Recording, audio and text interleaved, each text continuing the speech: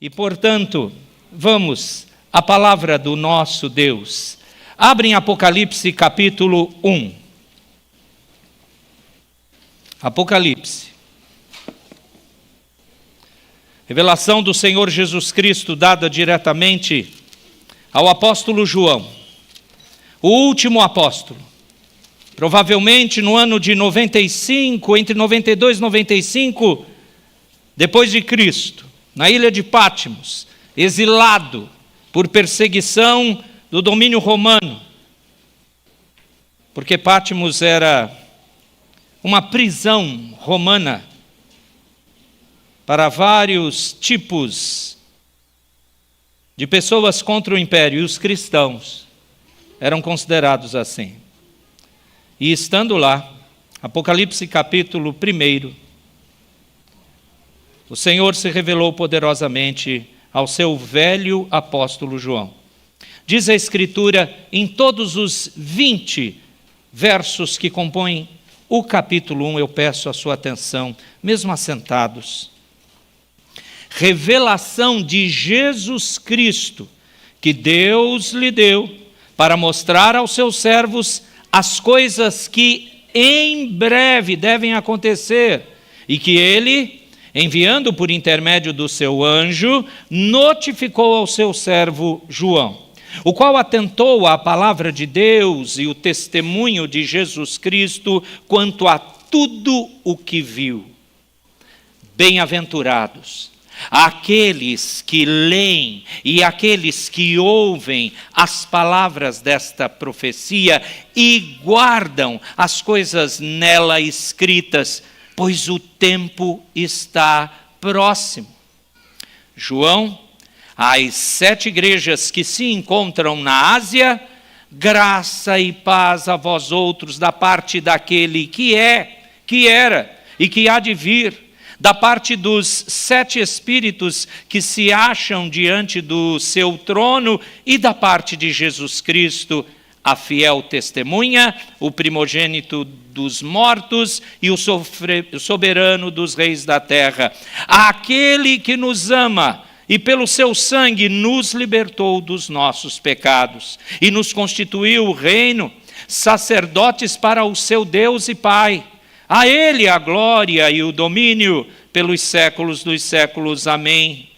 Eis que vem com as nuvens, todo olho verá, até quantos o traspassaram, e todas as tribos da terra se lamentarão sobre ele. Certamente, amém.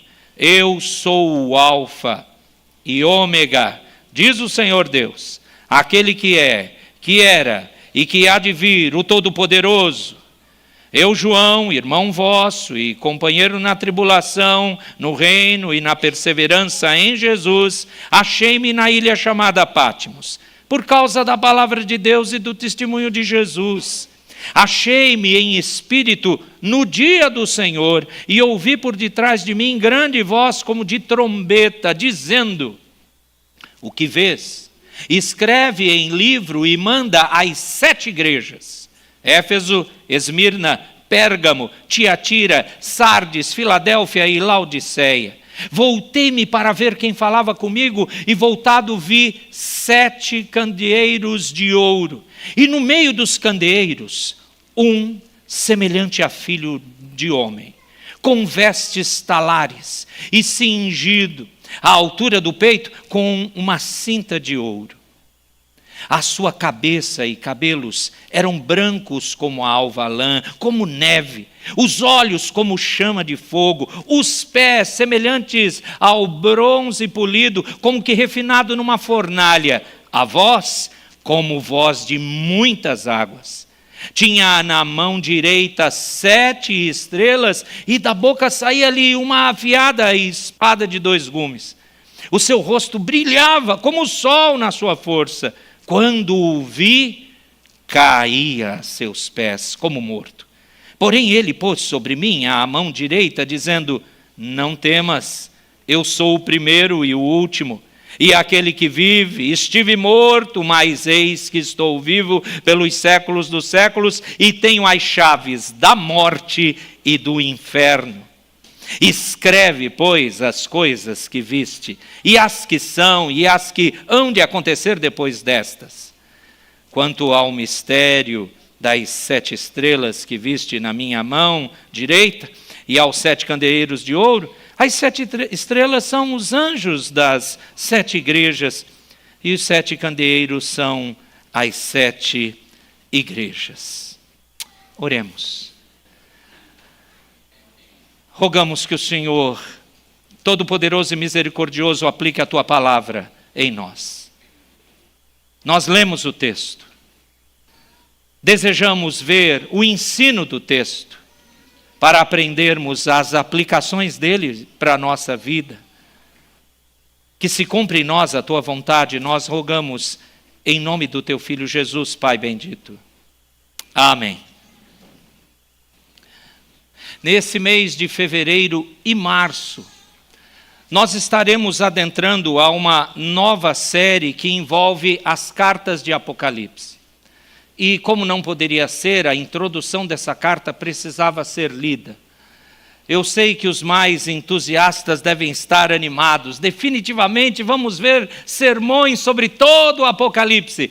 Só que não. Nós vamos parar nas cartas a estas igrejas, a essas 7 igrejas, mas por um objetivo claro, que demonstra a razão do porquê o Senhor Jesus determinou ser esta revelação que compunha e fecha, digamos, o cânon bíblico, e que tem esse nome, essa palavra grega, Apocalipse, que significa uma revelação de algo que certamente ocorrerá. Algo que nós não vemos agora, mas já está se formando e que ocorrerá no futuro próximo. E como já no início essa palavra, em breve, próximo, está sendo citada por João. Meus irmãos, nessas séries, nós desejamos aprender por que o Senhor escreveu para aquelas igrejas que mais para frente eu desejo falar e relembrá-los. Não são igrejas fictícias, apesar de, simbolicamente, Deus ordenar João mostrar algumas coisas que talvez sejam um pouco estranhas para a nossa cultura ou para o nosso entendimento ocidental e mais ainda nossa cultura brasileira. Mas 7 igrejas que existiram, esse número 7 significa completude, nada mais falta. Aliás, é um número especial em toda a Escritura, em Apocalipse mais ainda. Mas isso não significa que todo o Apocalipse foi para o passado, para aquelas igrejas que não existem mais. Aliás, se você olhar no mapa, a localização delas, você vai descobrir que é algo que meio que oval. E aí os estudiosos e arqueólogos nos contam que aquilo era uma rota postal, uma rota de comércio. Você teria que passar por essas cidades das quais essas igrejas existiram para poder chegar nos lugares principais e fazer o seu comércio e etc. Então, 7 é um número completude, essas 7 igrejas reais existiram, era para realmente circular esse ensino. Qual é o primeiro entendimento? Essas palavras não eram só para eles, mas para toda a igreja de Cristo em todas as épocas. Não era algo só para o passado, e nem algo para um futuro tão distante. Você precisa lembrar que para Deus, um dia é como 1000 anos, e 1000 anos como um dia. E por isso salta aos nossos olhos essas palavras que eu já disse: a brevidade, o tempo próximo, igrejas reais, um número de completude. É para nós. É para nós. A profecia de João é, em primeiro lugar, a revelação de Jesus Cristo. Você ouviu isso nos versos 1 e 2. Não a revelação de acontecimentos futuros apenas. Muitos de nós ficamos preocupados com isso. A curiosidade, por favor, lute com a curiosidade do seu coração e da sua mente. Jogue isso fora. A revelação é do Senhor Jesus.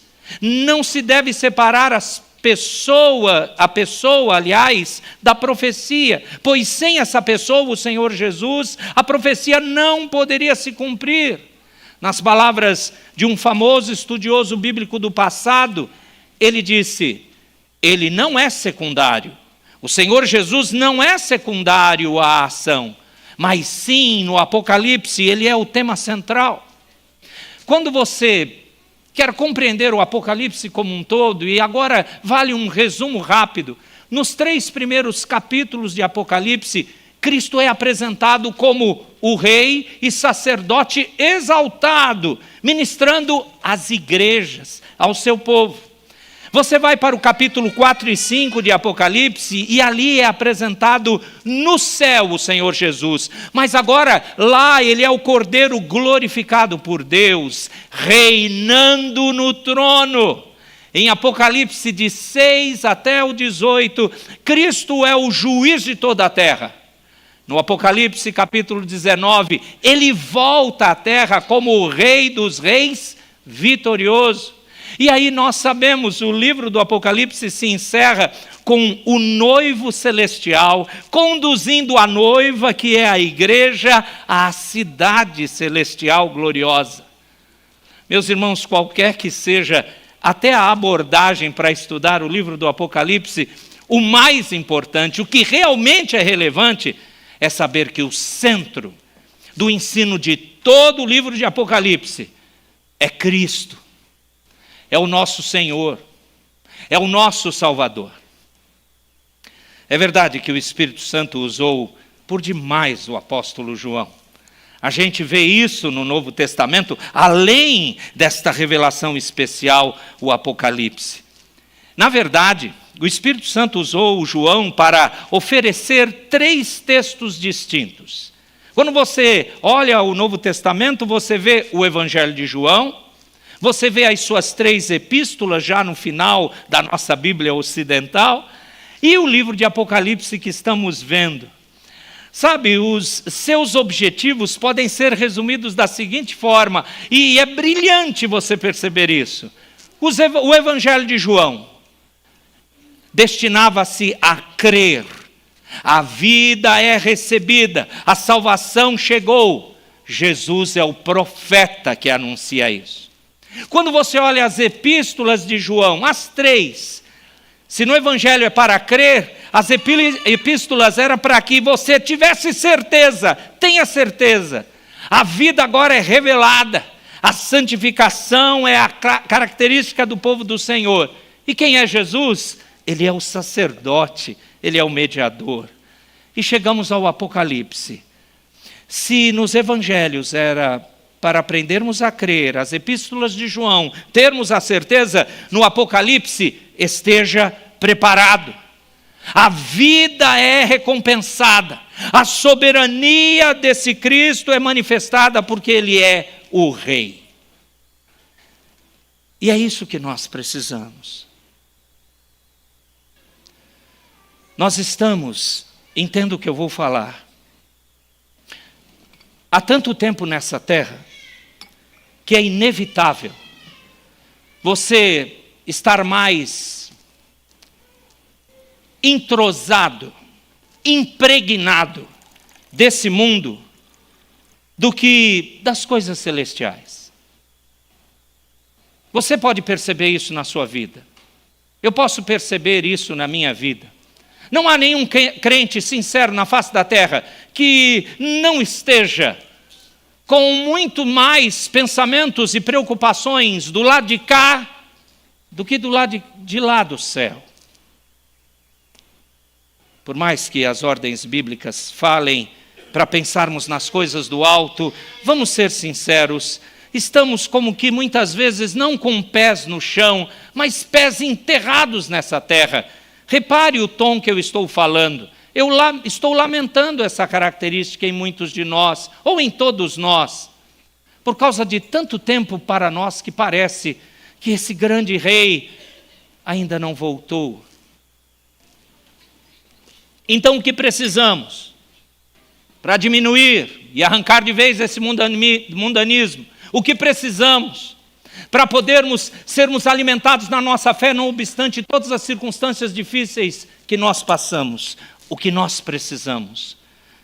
Rever a realidade de que essa história, mesmo caracterizada pelo futuro, ela é real e ocorrerá brevemente. Adentre comigo ao texto. Versos 1 e 2. Fique olhando, se possível a projeção vai ser colocada para você não perder a atenção aqui comigo.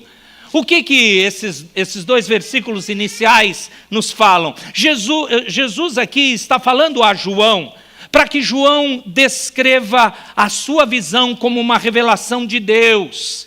Revelação para mostrar aos seus servos o que vai acontecer, não esqueça disso, acontecer em breve.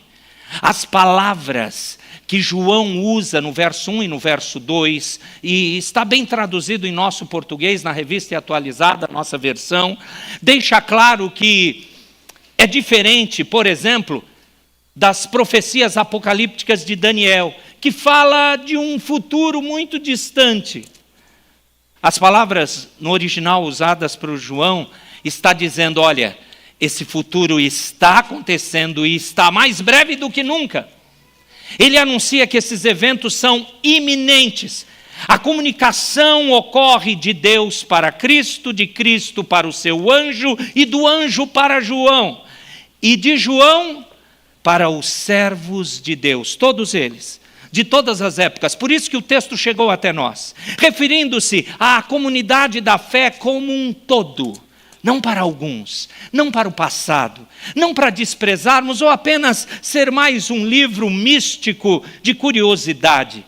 Eu repito, jogue isso fora da sua mente. Isso é para nos fortalecer a chegarmos à conclusão do projeto de Deus à eternidade.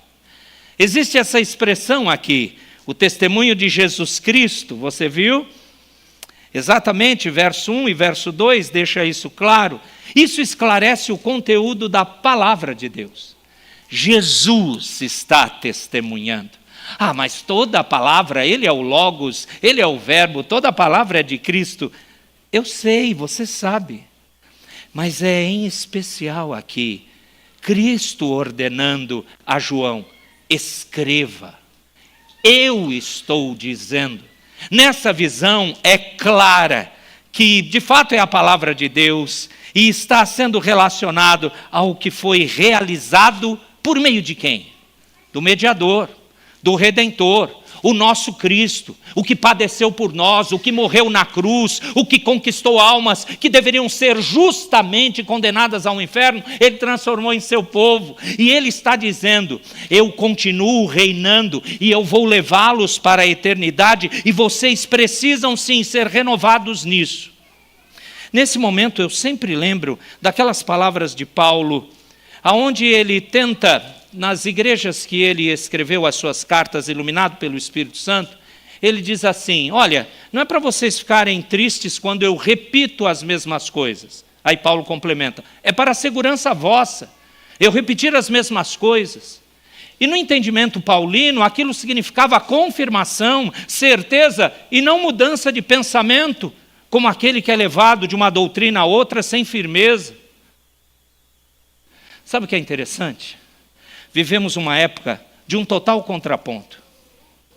Pessoas ditas evangélicas estão procurando igrejas com novidade, alguma coisa diferente na estrutura do templo, da construção do púlpito, do pastorado, da pregação, dos oficiais, de tudo, até cor de parede. Estão procurando novidade, porque não querem mesmice. Mas me parece que Paulo também, tendo uma revelação do Espírito Santo, disse a Timóteo, porque haverá tempo em que não suportarão a sã doutrina, e vai ter como que comichão nos ouvidos, e vão querer coisas que lhe agradam, esse é o resumo lá. Mas espera aí, o que Jesus está fazendo? Essa revelação, mesmo que futurística, é daquilo que envolve a sua obra e as consequências certas dela. Isso aqui é uma repetição. Sabe qual é a primeira aplicação para nós então? Verso 1 e 2. Esteja preparado, pois Cristo está próximo. Esteja preparado. Essa é a primeira pergunta que nós devemos sair desse culto podendo responder: eu estou pronto. Nós sabemos que por duas formas muito radicais nós podemos nos encontrar com Cristo. A primeira delas é a mais próxima de nós que pode acontecer, é pela morte. A segunda delas é esta revelada no Apocalipse: ele voltará. Independente de qualquer que seja as duas, o ensino é o mesmo: esteja preparado, pois Cristo está à porta. Agora veja como ele termina essa introdução. Verso 3, leia a igreja, por gentileza, o que diz Apocalipse 1:3.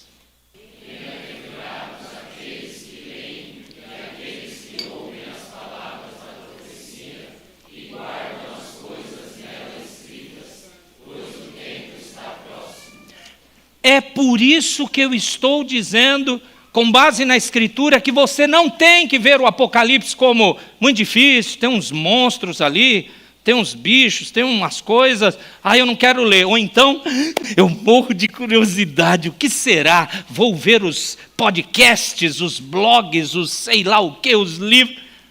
Não, você ouviu o verso 3? João não enviou este livro de profecias às congregações para satisfazer a curiosidade delas sobre o futuro. Não é esse o propósito do nosso Cristo. Na época, meus amados, o povo de Deus, ali do tempo, do final do primeiro século, eles enfrentavam perseguições intensas, eles precisavam de encorajamento. Então a mensagem do livro de Apocalipse, quando lida, oferecia para aqueles irmãos do passado força e esperança. O nosso Redentor vive, o nosso Redentor domina tudo, o nosso Redentor voltará para nos resgatar. Mas além disso, incentivava a autoavaliação e a identificação das áreas em que eles precisavam se corrigir dentro das congregações locais. Por isso que foi destinado a igrejas que existiram, igrejas formadas de pessoas como eu e você, de carne e osso, pessoas que falhavam, pessoas que estavam firmes, pessoas que precisavam sempre de Cristo e ouvir de novo e de novo sobre quem é o Redentor. O objetivo não era apenas ouvir a palavra, mas também considerá-la valiosa, colocá-la em prática. Por isso que a bênção decorrente dessa prática seria maior do que do simples ato de ouvir curiosamente. Aqueles que leem, aqueles que ouvem e obedecem à sua mensagem é que seriam abençoados. Essa profecia no versículo 3, aliás, um breve parênteses, existe 7 bem-aventuranças em Apocalipse. Dá vontade de pregar só sobre isso. Já seria deleitoso e suficiente. Essa é a primeira. Mas olhando para ela, a profecia no verso 3 não é uma coleção de predições, mas na tradução bíblica, uma palavra de Deus que exige uma resposta obediente dos crentes, dos cristãos.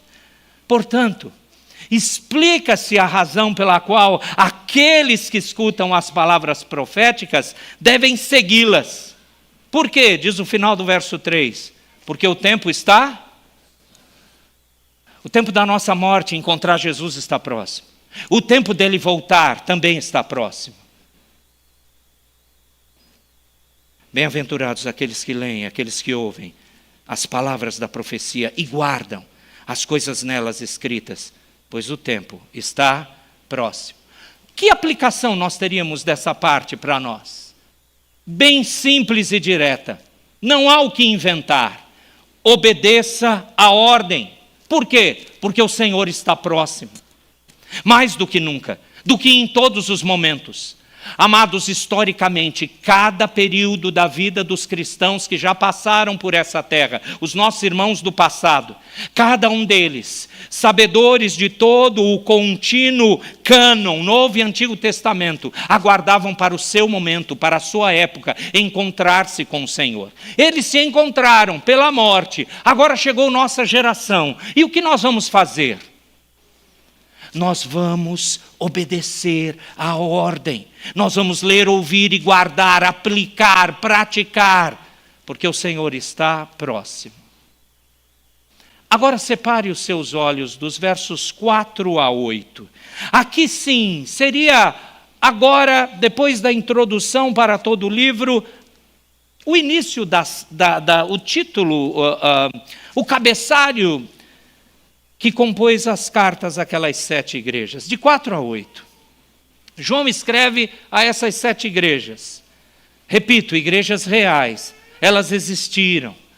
E para o objetivo de Cristo, nosso Senhor e Salvador, o objetivo é falar com todas as igrejas de todas as épocas. Então, Igreja Presbiteriana Unida de Suzano, o remetente, isto é, o seu nome não está aqui, mas nós nos vemos em Éfeso, nós nos vemos em Esmirna, nos veremos em Pérgamo, Tiatira, Sardes, Filadélfia e até em Laodiceia. Veremos ali, nos identificaremos, porque o ensino é para nós. Mas sabe o que é interessante aqui? Quem está falando claramente, quem João diz que está mandando a mensagem, é a Trindade que ordena o registro. Dos versos 4 a 6, ali você vê Pai, Filho e Espírito Santo. Deus Pai é descrito como o Eterno. No verso 8, há isso muito claro. Toda a história, inclusive a perseguição da igreja, faz parte do seu plano eterno. Isso mesmo, sua luta, sua dor, suas bênçãos, faz parte do plano eterno para a sua vida. Em seguida, o Espírito Santo é visto na sua plenitude, porque não existem 7 espíritos, mas um só. Mas que ideia é essa? Provavelmente João, que como bom judeu conhecia o Antigo Testamento, ele fez referência a Isaías 11:2, porque ali é mencionado o Espírito Santo de Deus, Espírito de sabedoria, Espírito de entendimento, e se você contar são 7. Mas por que de novo o bendito 7? Decore, plenitude, completo, é o Espírito Santo de Deus falando mesmo, não há dúvida. E por fim, quem aparece da Trindade? O nosso Senhor e Salvador Jesus Cristo. Ele é visto nas 3 facetas do seu ministério. Acompanhe comigo, a partir do verso 5 em diante. Olha só, Jesus Cristo é visto como profeta. Qual é o nome dele como profeta? Fiel testemunha. Como sacerdote, primogênito dos mortos, e rei, soberano dos reis da terra. Aliás, primogênito, amados, não significa o primeiro a ser ressuscitado dentre os mortos, viu? Isso é uma significação muito pobre, mas quer dizer o mais exaltado a ser ressuscitado dentre os mortos. Porque a palavra de Deus nos ensina que a designação primogênito indica honra. Paulo usou esse entendimento em Romanos 8:29. Mas algo se destaca, amados, nesse autor da carta, nesse que está mandando João escrever, nesse sentido é que eu falo, das 3 pessoas da Trindade, é somente o Senhor Jesus que João dedica a esse livro, em função do que Cristo faz pelo povo. Em primeiro lugar, dê uma olhada no verso de número 5 a 6. Em primeiro lugar, ele nos ama. Aqui é o tempo verbal presente, que está na maioria dos manuscritos aceitos. Isso significa um presente perfeito. Ele nos ama continuamente. A má interpretação disso tem feito alguns crentes acharem que podem viver de maneira licenciosa e pecadora. E, se você pensa assim, você está entendendo errado. Isso é para nos quebrantar. Não existe pecado que ele não perdoe do povo que ele salvou. Do povo que ele elegeu antes da fundação do mundo. Não há coração duro que ele não amoleça. Não há dificuldades que ele não possa superar para santificar a mim e a você. Essa é a certeza que o crente tem, porque ele, em primeiro lugar, ele nos ama continuamente. Sabe, querido, quando você ficar meio que entristecido porque ninguém me ama, ninguém me quer, o Filho de Deus te ama. E o amor dele, se não for suficiente para você, você não entendeu a redenção e a salvação. Se você ainda precisa que as pessoas te cerquem, se você precisa que coisas sejam dadas a você para você se sentir valorizado, amado, a salvação está passando de largo, distante de você. Nós só precisamos, para ter vida, entendimento, compreensão de toda a dificuldade dessa vida e do universo, nós precisamos de um amor. Ele nos ama. E esse fato é paralelo à ênfase de João lá no seu evangelho. Ele também nos libertou dos pecados, ou como dizem alguns textos, ele nos purificou. E esse fato é paralelo às mensagens das epístolas de João. E como um ponto culminante, Cristo nos constituiu reino de sacerdotes. E a ênfase no livro de Apocalipse é essa.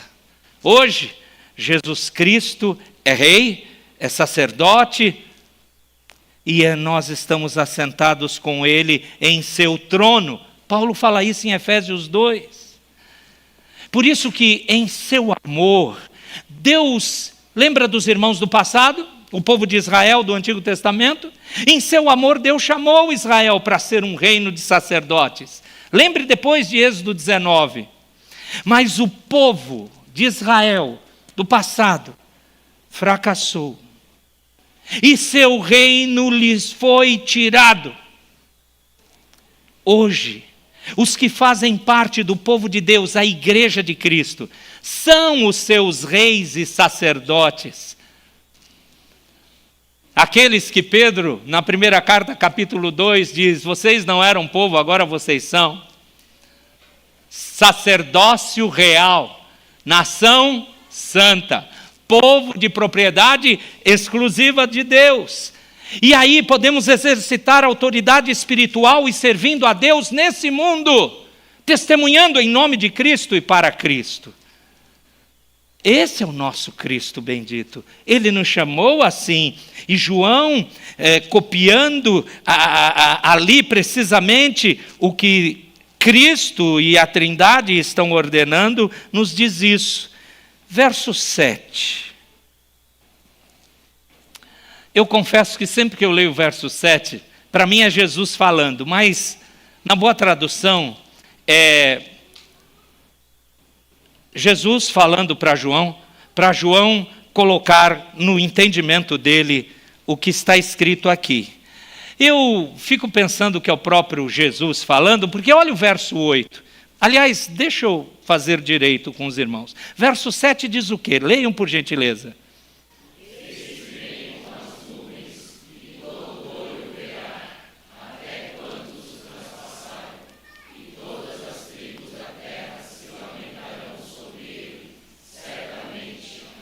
Aí você entende, certamente, amém, é João, o desejo da volta de Cristo.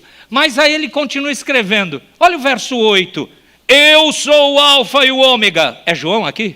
Não. E ele coloca, eu estou ouvindo isso.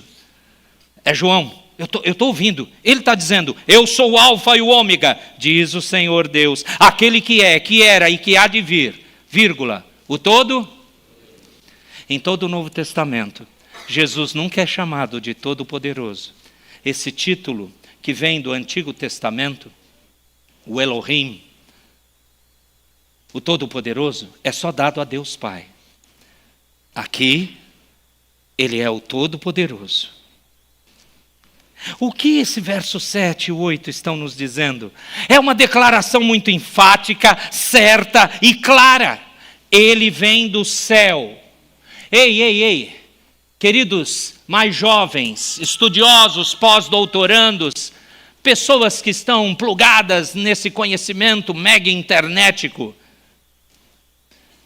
você vai ver Jesus voltar e não vai existir deep web que vai bloquear, derrubar o sistema. Você vai ver Jesus voltar, todo olho vai ver, porque isso é real. Eu não sei você, mas você já percebeu que parece que tem alguns crentes que não creem que Jesus vai voltar? o nosso estilo de vida, as conduções dos nossos pensamentos, como temos o entendimento do reino de Deus, da vida como um todo, enfim.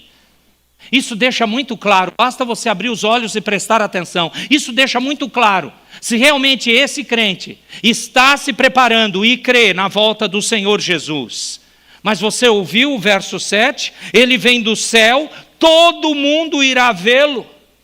E é impactante esse verso 7, porque ele está dizendo, até quantos o traspassaram vão vê-lo. Peraí. Estamos falando dos soldados romanos na crucificação, dos judeus fariseus mentirosos, enganadores do tempo de Cristo. Estamos falando desses? Estamos falando então de todo mundo, de todas as épocas? Então isso aqui é o juízo, o dia final? A volta do Senhor não é para trazer paz no sentido da salvação, é para trazer juízo, é para colocar os pontos nos is, é para restaurar o que deve ser visto para a glória do Senhor, porque o pecado deteriorou, e no projeto eterno de Deus, isso tinha que ser assim para lhe dar toda a glória. E aí o verso 7 termina dizendo, e todas as tribos da terra se lamentarão sobre ele. Todo mundo. Crentes lamentarão por terem feito o Filho de Deus pagar pelos seus pecados. Mas também vão chorar os crentes, chorarão de alegria, porque o seu sofrimento terreno chegou ao fim. E os ímpios? Esses vão lamentar também. Vão lamentar porque chegou o juiz, chegou a condenação eterna deles, porque essa condenação será executada para todo sempre. E aí o verso 8... vem a frase que já lemos. Quem é o Senhor Jesus?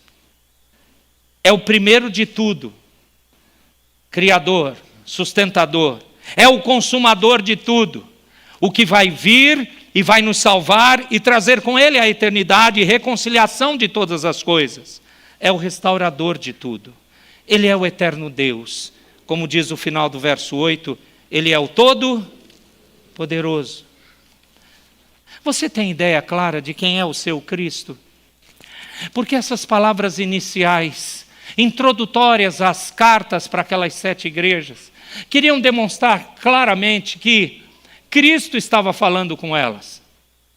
Sabe, amados, de uma maneira mais ampla, cada vez que você abre a palavra, cada vez que você lê um versículo, faz a sua devocional, isto é, o seu estudo particular da palavra, para aprender, buscando consolo, cada vez que você cultua num culto como esse público, cada vez que você ouve a voz do Senhor por sua palavra, é Jesus que ordenou falar com você.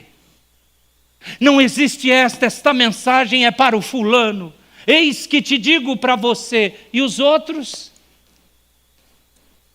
Não existe isso. Eu vou repetir, não existe isso. O que existe? Existe isso aqui. Do mesmo modo que em Apocalipse, todo o restante da Escritura é o Senhor Jesus, é o nosso Deus trino, falando para seu povo, anunciando o juízo aos perdidos, mostrando o caminho da salvação e dizendo: eu quero que vocês, povo do Senhor, vivam da maneira que me agrada. Por isso, amados, até o verso 8, de 4 a 8, qual seria a aplicação? A mensagem não vem de fonte não segura. É o dono da igreja que está falando. Quem está assinando e dizendo, sabe quem está falando aqui? Quem está ordenando João escrever aqui? É o nosso Redentor quem escreve. Portanto, receba a mensagem, entenda a mensagem e pratique essa mensagem. Se alegre em quem Ele é. E se fortaleça na verdade de que Ele está perto, Ele está próximo e Ele vai chegar. Como é que esse capítulo primeiro termina? De 9 a 21. Versos 9 e 10, João está dizendo onde ele estava, se junta aqueles irmãos como companheiro na tribulação, diz o verso 9, no reino e na perseverança. Ele está escrevendo a partir de Jesus, em Jesus. Ele diz onde ele estava preso em Pátimos por causa da palavra de Deus. E em espírito, num domingo, dia do Senhor, ele ouviu uma voz como de trombeta. E a voz, verso 11, dizia: o que você vê? É interessante isso, não é? Nós imaginamos apenas um ditado espiritual. Ele ouviu e foi escrevendo. Psicografia? Não. Não. Ele viu. Ele viu. O que vês, escreve em livro e manda para essas igrejas. E o nome das 7 estão no verso de número 11. Aí ele se volta, presta atenção no verso 12, para ver quem falava comigo. E o que ele viu? É muito interessante o que ele viu primeiro. Bom, o Senhor Jesus ordenou como ele deveria escrever. Mas quando alguém te chama, né, chega para você, ô Kleber, você vai olhar para quem está te chamando, não é, Kleber? Estou olhando para você. Aí, Elisete, será que é comigo? Aí, Elisete, ela vai prestar atenção. Ô Guilherme, ele vai olhar para mim. O engraçado é que João não olhou para quem estava falando. Ele ficou assustado com tudo que ele viu. A primeira coisa que ele viu foi 7 candeeiros de ouro. E depois ele viu quem estava no meio. Um semelhante a filho do homem, diz o verso 13, com vestes talares. Isso quer dizer mangas longas, um vestido bem característico para a época, como se fosse um rei, e cingido à altura do peito com uma cinta de ouro. Eu não sei o que é uma cinta de ouro. O ouro já é um negócio. Uma cinta de ouro é um rei, é alguém com muito poder e recursos. Aí é que ele olha para Jesus. Cabeça e cabelos eram brancos como alva lã, como neve, os olhos como chama de fogo, os pés semelhante ao bronze polido, como que refinado numa fornalha, a voz como voz de muitas águas. Isso é de 13 a 15. Presta atenção. Qual é a primeira coisa que ele viu? Os candeeiros. Nós sabemos até o final do capítulo que os candeeiros são as igrejas. O texto fala. Você não precisa procurar muita explicação. As igrejas. Quem está no meio das igrejas? Quem está no meio das igrejas é aquele que manda nas igrejas.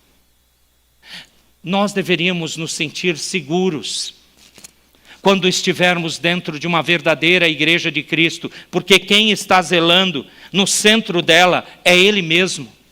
Homens podem falhar, pessoas podem viver os crentes de uma maneira não muito santa, mas isso não significa que está à deriva a igreja do Senhor. Isso não significa que está sem um controlador, sem alguém que está guiando o volante, o timão do navio. Não. Ele está no centro. E ele, o aspecto dele, mesmo que simbólico, e isso é proposital nessa revelação, ele é um todo-poderoso. E ele não apenas demonstra com seus cabelos brancos que tem muitos dias de vida, eternidade, mas a ideia de brancura é de santidade. E você sabe muito bem na Escritura que a santidade guia-nos para a intimidade do Senhor. E a intimidade do Senhor é para aqueles que o temem. E, portanto, nós vivemos em poder quando vivemos em santidade. Este é o Santíssimo Santo. Ele é aquele que pode dominar e controlar. Seus olhos estão prontos como chama de fogo, e fogo em toda a Escritura é juízo, é tratamento do Senhor. Ele olha para transformar. Os seus pés estão firmes. Sabemos que o bronze polido é algo que reluz. Não há dúvidas no caminhar e na condução do que ele quer fazer. Sua voz poderosa, e naquilo do como parece que são as colocações, a tentativa de explicação de João dessas revelações simbólicas, ele coloca que é como voz de muitas águas. Eu não sei se você já foi lá em Foz do Iguaçu, ou se você viajou lá para os Estados Unidos nas cataratas do Niágara, ou se você já foi até numa cachoeira simples. Pare perto da cachoeira ali. Você sabe que tem uma cachoeira quando você vai chegando, e aí você ouve o quê? A queda d'água. Ou você já deu um pulo em Itaipu, e você viu aquelas comportas abertas, e aquilo é um barulho, dependendo da quantidade de água, ensurdecedor. Qual é a ideia de João? A voz é poderosa, ela não pode ser impedida, ela não pode ser bloqueada, ela não pode ser negada a audição. Você tem que ouvir. É esse o Cristo que está no centro da igreja. Agora, é um entendimento meu, a parte que eu vou falar. Se você não quiser guardar, porque são muito poucos os comentaristas que concordam comigo, mas um candeeiro aqui é semelhante a palavra melhor traduzida seria candelabro.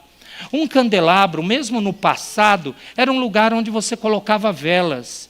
Portanto, era um porta-vela para que pudesse ser acesa a vela, e no passado, que não havia energia elétrica como temos hoje, era para iluminar um lugar escuro, certo? Essa simbologia não sai da minha cabeça. As igrejas são candeeiros. Elas devem iluminar. A nossa igreja ilumina. Porque Jesus está no centro de igrejas que iluminam, que mostram a direção. E essa lâmpada não pode se apagar.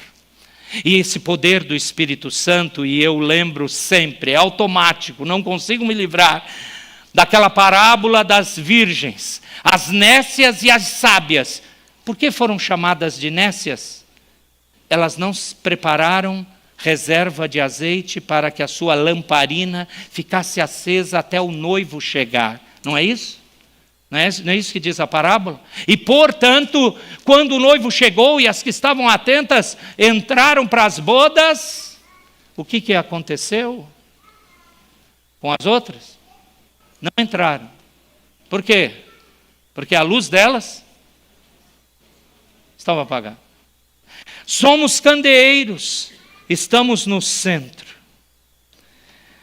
E, portanto, você chega ao final desse último bloco. Esse mesmo poderoso Cristo, verso 16, tinha na mão direita 7 estrelas, da boca saía ali uma afiada espada de 2 gumes. O seu rosto brilhava como o sol na sua força. Ele é o sol da justiça, diz o Antigo Testamento. Uma espada de 2 gumes sair da boca, eu não consigo ver a imagem. Há uns anos atrás eu descobri um site americano de um ilustrador só das figuras apocalípticas. Até num estudo de Apocalipse que eu tenho, eu usei aquelas figuras. Ele é um excelente ilustrador. E ele tentou desenhar da boca dessa figura de Cristo a espada saindo. É estranho, porque o negócio não é simbólico. Da sua boca só sai a sua palavra, que transforma e corta de ambos os lados. Mas na sua mão tem 7 estrelas. E nós sabemos que essas 7 estrelas, segundo o último verso 20, são os anjos das 7 igrejas. Quem ele tem nas mãos? Essas estrelas, os anjos. Existem muitos estudiosos que dizem esses anjos das igrejas são os pastores. E os pastores, então, se isso estiver correto, estão nas mãos de quem? De Cristo. Você está orando por mim? Está orando pelo futuro do Everson? Pelo reverendo Laércio? Pelo futuro do seminarista Daniel? Aí você vai dizer, mas todo crente está na mão do Senhor. Só que João está vendo aqui que em relação à igreja, essas estrelas, que são os anjos das 7 igrejas, estão nas mãos dele. Tem 2 coisas para você entender aqui. A primeira delas é que ele comanda os seus verdadeiros pastores. E eu imagino que aqueles que não são, facilmente são tratados, quebrados, moídos e transformados. Me deu uma vontade de colocar os presbíteros nisso também. Me deu uma vontade de colocar todos os oficiais. Me deu vontade de colocar toda a liderança de uma igreja. Só que o texto não me diz isso. Ele diz que é o anjo da igreja.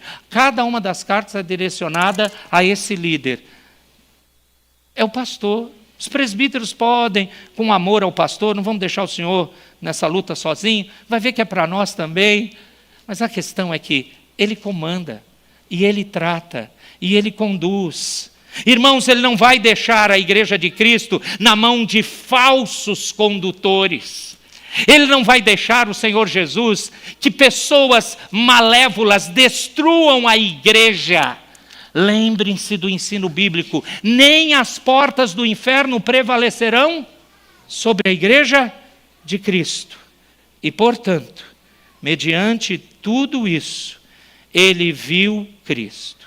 E eu quero terminar com o verso de número 17 e 18.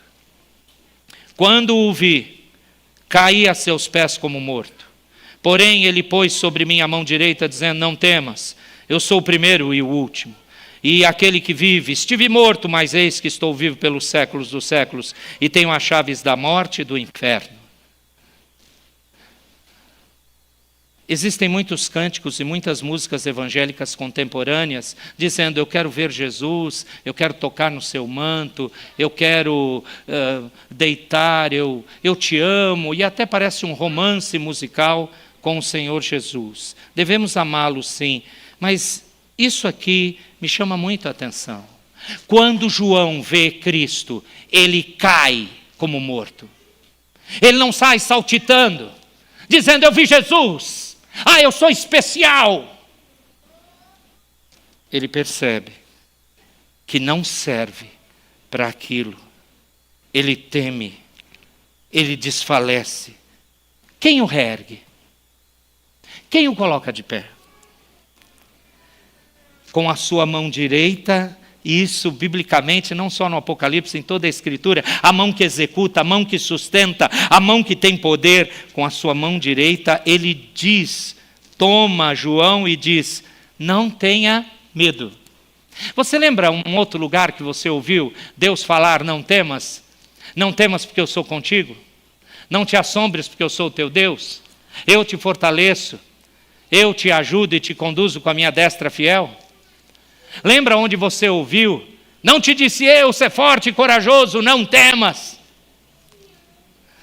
É a frase costumeira do nosso Redentor diante da nossa fraqueza: não temas. Agora, por quê? No Apocalipse ele lembra: eu sou o primeiro e o último. Tudo que existe, tudo que a história vai conduzir e o seu final ou consumação, que é a eternidade, tudo está na minha mão. Amados, eu espero que você entenda que paz com Deus e continuar firme na fé é porque Cristo é assim. É porque Ele de fato conduz tudo. Porque se eu perder essa verdade, se você achar: não é assim, vivemos o acaso, como tudo surgiu por uma explosão, e agora estamos aí, e logo tudo acaba, ninguém sabe a razão de nada, vamos viver da forma que quisermos, um pouco tempo de vida. Se isso for o seu pensamento, você vai enlouquecer. E como de outra vez eu repeti, é por isso que muitas vezes suicídios, é por isso que muitas vezes desesperos e atitudes perniciosas e pecados horrendos acontecem, porque na mente desses corações não há um Redentor que comanda a história da vida. Então a história da minha vida e da sua vida não está à deriva, não está solta, não está assim perdida ao acaso, ao léu, sem controle. Ele nos reergue, como fez João, porque ele é o primeiro, ele é o último, ele comanda, ele sabe o que é melhor. Eu não sei o que é melhor para mim, você não sabe, a igreja não sabe, mas ele sabe. E ele está vivo, ele morreu, mas ele ressuscitou para sempre. E o que ele tem na mão? Verso 18. As chaves do quê? Da morte. Você teme morrer? Ele tem a chave. Ele diz, morre, não morre. É ele, não é Satanás, não é o mundo, não é você.